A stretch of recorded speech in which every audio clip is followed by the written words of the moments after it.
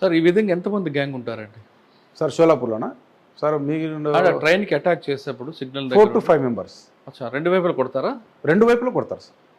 వాళ్ళ ఇష్టం, వాళ్ళు ఎట్లయినా. ఒకసారి వాడు ఇలా తొంగి, ఇప్పుడు ఒక అఫెన్స్ జరిగింది, తొంగి చూసేలో కూడా అక్కడ కనబడాడు, వాడు కింద నుంచి వెళ్ళి అవతల పక్క కొట్టేస్తారు.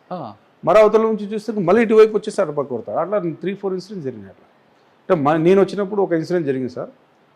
14/22 క్రైమ్ నెంబర్, అది 2022 ఏప్రిల్ 8వ తేదీ జరిగింది. మే 8కి దొంగలు పట్టుకున్నాం. ఎలా? వీళ్ళది ఆల్రెడీ కేసులు తమిళనాడులో రిపోర్ట్ అయినాయి. సేమ్ మీరు ఎంఓ అన్నారు కదా ఇందాక, మోడస్ ఆపరండి అని.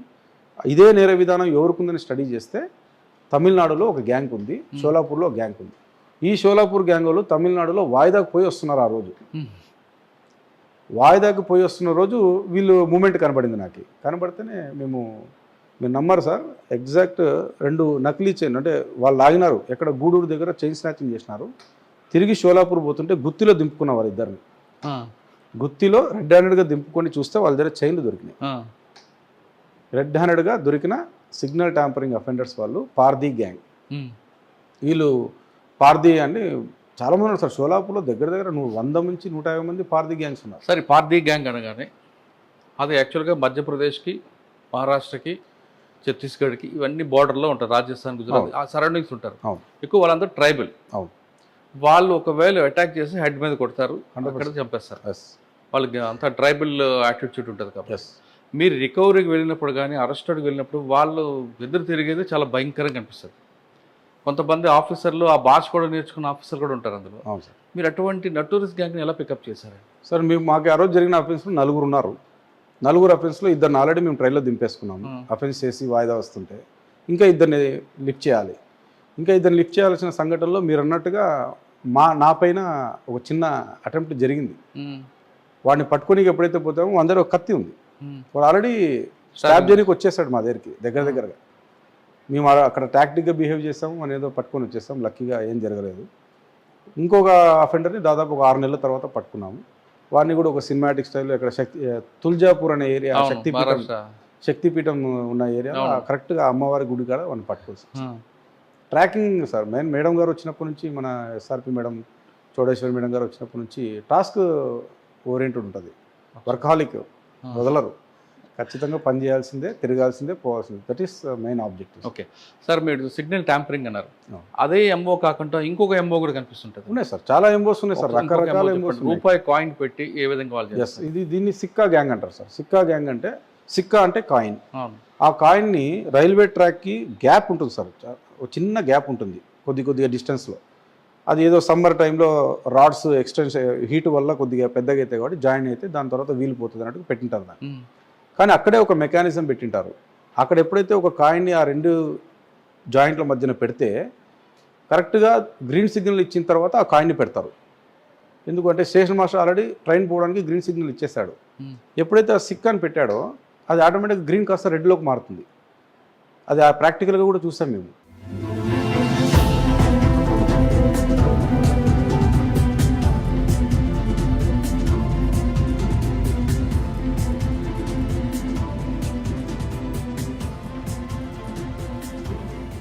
చూస్తే కరెక్ట్గా మారిపోతుంది. అది ఎందుకు అంటే ఇంటర్లింక్ అలా ఉంటుంది, దాని మెకానిజమే అలా ఉంటుంది. ఎప్పుడైతే రెడ్లోకి మారిపోతుందో ట్రైన్ ఆగిపోతుంది. ట్రైన్ ఆగిపోయినప్పుడు ఆ సిక్కా గ్యాంగ్ ఆల్రెడీ 5-6 మంది ఉంటారు. పోవడం, స్లీపర్ కోచెస్లో ఎక్కడం, చైన్ స్నాచింగ్ చేయడం. సార్ ఈ కాయిన్ పెట్టగానే గ్రీన్ రెడ్ అవుతుంది కదా, స్టేషన్ మాస్టర్కి కానీ అంటే సిగ్నల్ ఇచ్చిన మాస్టర్ కానీ ముందున్న మాస్టర్ కానీ ఆ సిగ్నల్ తెలియదా రెడ్ పడింది ఎందుకు పడిందని? ఆటో మన లోకో పైలట్ గారు ఉంటారు, లోకో పైలట్ గారు వెంటనే వాకీ టాకీలో మెసేజ్ ఇస్తారు, ఎందుకు రెడ్ వేస్తారు మీరు అని. మీరే వేస్తారా లేకపోతే ఎవరైనా వేస్తారా అని. అప్పుడు వెంటనే station master, near by station master, నేను వేయలేదు అంటాడు సార్. వేయలేదు అంటే మరి ఇక్కడ రెడ్ లైట్ పడిందంటేనే వెంటనే అలర్ట్ అయిపోతారు సార్. అయిపోతేనే ఆర్పిఎఫ్కి ఫోన్ వస్తుంది, ఏదో సంథింగ్ ఏదో జరిగింది, మేము సిగ్నల్ వేయకుండానే సిగ్నల్ పడింది. లేదా ఏదైనా టెక్నికల్ ఇష్యూస్ కూడా ఉంటాయి కొన్నిసార్లు, టెక్నికల్ టీమ్ని పిలుస్తారు వెంటనే. With in span of half an అవర్లో అక్కడ అందరూ ఉండాలి. ఎలా వస్తారు నైట్ టైం అండి? వాళ్ళు ఆల్రెడీ అవైలబుల్ ఉంటారు సార్. వాళ్ళు ఆర్పిఎఫ్ బై రోడ్ రాలేదు కదా, ట్రాక్ మీద రావాలి కదా. ఆర్పిఎఫ్ కాదు సార్, మనకి టెక్నికల్ టీం కూడా అవైలబుల్గా ఉంటారు, తిరుగుతూ ఉంటారు, మూవింగ్ ఉంటారు వాళ్ళు. నైట్ వాళ్ళకి స్పెషల్ డ్యూటీస్ ఉంటాయి. ఓకే, వాళ్ళు ఎక్కడ స్పాట్ ఏం జరిగినా అక్కడ రష్ అయిపోతారు. కరెక్టే మీరు అన్నట్లుగా టెక్నికల్ టీం కింద దిగారు, వాళ్ళ మీద దాడి చేస్తారు కదా. ఛాన్స్ ఉంది సార్, దాడి చేస్తుంటే మేము అంటే ఇక్కడ ఏం జరుగుతుంది సార్ ప్రాక్టికల్గా మేము పోయేసరికి అన్నీ అయిపోయాయి. ఈ technical team half an hour, ఇవన్నీ చూసుకునేసరికి వాళ్ళు అక్కడ నుంచి వెళ్ళిపోతారు. అయిపోతారు. ప్రాపర్టీ తీసుకొని అఫెన్స్ అయిపోతుంది, వెళ్ళిపోతారు. అచ్చా. మీరు నమ్మరు సార్, ట్రైన్లోనే వచ్చి ట్రైన్లోనే దొంగతనం చేసుకో, అది కూడా అనుకోనికి లేదు. ఒక 4-వీలర్ వెహికల్లో వచ్చి దొంగతనం చేసుకొని పోతున్నారు. ఎక్కడ? రైల్వే ట్రాక్ పక్కనే రోడ్డు మీద వెహికల్ పెట్టేసుకుంటారు. ఆ ట్రైన్ ఎక్కడ ఆపేసుకుంటారు. అఫెన్స్ అయినాక బండి ఎక్కేసి వెళ్ళిపోతారు. ఎలా ఇక్కడ ఏం జరిగాయి సార్, పట్టుకున్నాం. అదే షోలాపూర్ గ్యాంగ్ అలాంటిదే. మొన్న రీసెంట్గా పట్టుకున్నాం, ఉత్తరప్రదేశ్ గ్యాంగ్, మీర్జాపూర్ గ్యాంగ్ అంటారు దాన్ని. వాళ్ళు యూపీ 63S8283 బండి నెంబర్ అది. ఆ వెహికల్ వేసుకొచ్చి కర్నూల్లో ఎక్కడ సార్ ఇది ఉలిందకొండ అనే ప్రాంతం దగ్గర 27 తులాల బంగారు బ్యాగ్ కొట్టేసి 2 చైన్లు లాక్కొని దిగేసినారు. బండి అప్పుడు ఎక్కడుందంటే టోల్ ప్లాజా పక్కన ఒక బండి వెయిట్ చేస్తూ ఉంది. ఆ బండిలో డ్రైవర్ రెడీగా ఉన్నాడు. అఫెన్స్ చేసుకునే వెంటనే వచ్చి కార్ ఎక్కినారు, వెళ్ళిపోయినారు. అంటే ట్రాక్కి హైవేకి మధ్యలో పెట్టుకుంటారు, పక్కనే దగ్గరే. ఆ పాయింట్ చూస్ చేసుకుని మ్యాపింగ్లో అట్లే చూస్ చేసుకుంటారు వాళ్ళు. ఇదంతా ఒక హోంవర్క్ సార్. ఇది అంత ఈజీగా ట్రైన్ అఫెండర్స్ ఆషామాషిగా మన వాళ్ళు మాకు చేయరు. అది చాలా ప్లాన్డ్గా వస్తారు. 5-6 మంది వస్తారు. ఎక్కడ ఏం చేయాలో ప్లాన్ చేసుకుంటారు. ఏ పాయింట్ని చూస్ చేసుకోవాలా.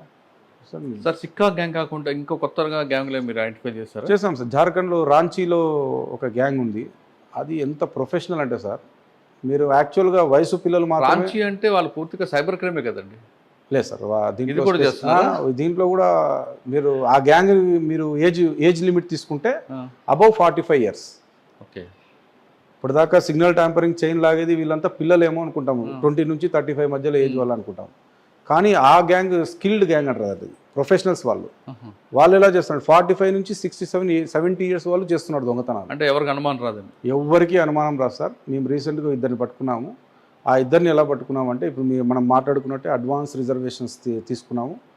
మీరు అన్నట్టుగా ఇందాక ఒక కేసు రాకముందే, ఎఫ్ఐఆర్ రాకముందే నేను డిటెక్ట్ చేశామన్నా కదా, ఆ కేసుని మేము అలాగే డిటెక్ట్ చేశాము. నెక్స్ట్ రిజర్వేషన్ లింగంపల్లి నుంచి కాకినాడ ట్రైన్కి చేయించుకున్నారు. వాళ్ళు ఎలా వచ్చారు తెలుసా సార్? అక్కడికి ఫ్లైట్లో వచ్చారు. హైదరాబాద్ ఫ్లైట్లో టికెట్స్ కూడా ఉన్నాయి వాళ్ళ దగ్గర. ఫ్లైట్ నుంచి వాళ్ళ ప్లేసెస్ నుంచి, రాంచీ నుంచి. ఒకడు రాంచీ, ఒకడు సిలిగురి అని చెప్పి ఒక ఏరియా ఉంది west Bengal border, Nepal border. అక్కడ నుంచి వచ్చి ఇక్కడ దొంగతనాలు చేస్తున్నారు. వీళ్ళిద్దరు కలిసి వచ్చి ఇక్కడ లింగంపల్లి రైల్వే స్టేషన్లో వెయిట్ చేస్తున్నారు ఆ ట్రైన్ ఎక్కడానికి. మేము ఆల్రెడీ వాళ్ళ కోసం వెయిట్ చేస్తున్నాము. సో మా పని మేము చేసాం, వాళ్ళ పని వాళ్ళు చేసుకున్నారు. వాళ్ళు వచ్చారు, వచ్చిన వెంటనే క్యాచ్ చేశారు. నన్ను అడిగిన క్వశ్చన్ ఒకటే సార్, వాడు ఎలా పట్టుకున్నారు మీరు నన్ను అంటే, ఏ బేస్ మీద పట్టుకున్నారు, అంటే బేస్ కాదు, ఏ రకంగా పట్టుకున్నారు నన్ను చెప్పాము. అలా అన్ని రివీల్ చేస్తే వాడు సార్. ఇక్కడ ఇంకో ప్రాబ్లం ఏమంటే, ఎయిర్పోర్ట్లో కూడా ఫేక్ నేమ్ పెట్టుకుని ప్రయాణం చేస్తున్నారు అంటే మనం అర్థం చేసుకోవాలి. అంటే ఎక్కడ ల్యాబ్స్ ఉందనేది ఒకసారి అర్థమవుతుంది. ఒక ఆధార్ కార్డు ఫేకే, ఒక ఆధార్ కార్డు ఫేకే, ఒక పాన్ కార్డు ఫేకే. ఇవన్నీ పెట్టుకొని ఒక వ్యక్తి ఒక చోటు నుంచి ఒక చోటికి ఫ్లైట్లో తిరుగుతున్నాడు అంటే వాట్ కైండ్ ఆఫ్ సిస్టమ్ అనేది తెలుసు. భయం అయితే సార్. ఇప్పుడు ఇదేదో దొంగతనం కాబట్టి సరిపోయింది, అది వేరేదైతే వేరే ఇష్యూ అయితే మనం ఏం చేసేది లేదు. అంటే సెన్సేషన్ అయితేనే అన్నట్టుగా అయితే ఎట్లయితుంది? ఇప్పుడు ఈ పర్సనే వచ్చినాడు అంతే, అట్లా రేపు ఇంకోటి వస్తే అంతే కదా. వైర్లో ఉన్నప్పుడు ఆప్షన్ ఎక్కడ ఉంటుంది? లేదు. చెప్పే సార్. Right sir. ఈ తరహా ఇంకేమైనా కొత్త ఎంఓ వచ్చాయా సార్? ఈ తరహా ఎంఓస్ ఉన్నాయి. ఇంకొక ఎంఓ ఎట్లుందంటే సార్, పాపం ప్యాసింజర్స్ అందరూ పెద్ద పెద్ద లగేజెస్ పెట్టుకొని రైల్వే స్టేషన్ ఒక 10 నిమిషాల్లో వస్తుందనగా ముందే లేచి ఆ బ్యాగులన్నీ తెచ్చి వాకిళ్ళ కూడా పెట్టుకుంటారు. భోగి వస్తుంది ఎక్కిపోదామని. అంటే ఎక్కుదామని ఒకటి, దిగాలంటే కూడా పాపం వాళ్ళ సీట్స్ నుంచి తెచ్చి వాకిళ్ళ దగ్గర పెట్టుకొని వెయిట్ చేస్తూ ఉంటారు. ఇంక వస్తుంది నెక్స్ట్ స్టేషన్ దిగాల మేము. ఆ టైంలో ఒక గ్యాంగ్, హర్యానా గ్యాంగ్, అది వాళ్ళు రౌండప్ చేస్తారు ఆ లగేజ్ని. ఈ బ్యాగ్ ఇది అనుకోండి సార్, మొత్తం ఇట్లా రౌండప్ చేస్తారు.